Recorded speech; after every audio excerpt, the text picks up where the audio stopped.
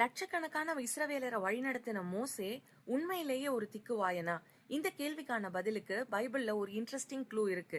எரிகிற முட்செடியில மோசேக்கு தரிசனமாகி இஸ்ரவேல் மக்களை எகிப்திலிருந்து விடுதலையாக்கி கொண்டு வர பெரிய பொறுப்பை தேவன் மோசேக்கு கொடுத்த பொழுது, நான் வாக்கு வல்லவன் அல்ல, நான் திக்குவாயும் மந்தனாவும் உடையவன்னு மோசே சொல்றாரு.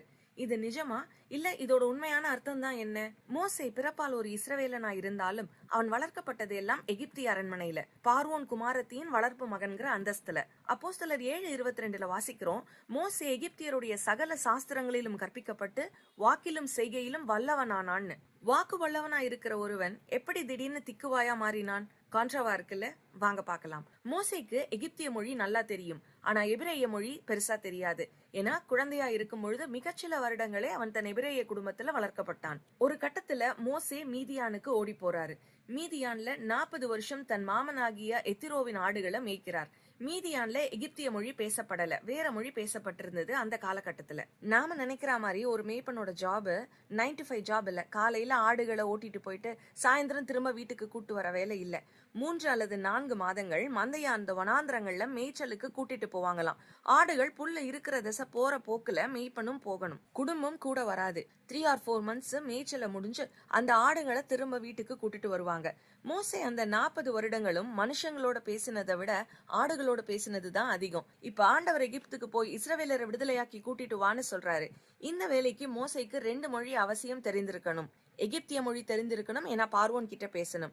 எபிரேய மொழி தெரிந்திருக்கணும், ஏன்னா இஸ்ரவேல் மக்கள் கிட்ட பேசணும். இந்த 40 வருட வனாந்திர வாழ்க்கையில மோசேக்கு தனக்கு நல்லா தெரிஞ்ச எகிப்திய மொழியும் மறந்து போச்சு, எபிரேய மொழி தெரியவே தெரியாது.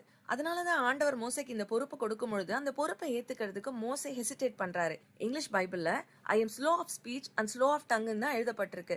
தமிழ் வேதாகமத்துல தான் நான் திக்கு வாயும் மந்த நாவும்னு மொழிபெயர்க்கப்பட்டிருக்கு. பைபிள்ல இதுக்கு ஒரு க்ளூ இருக்குன்னு சொன்னேன் இல்லையா?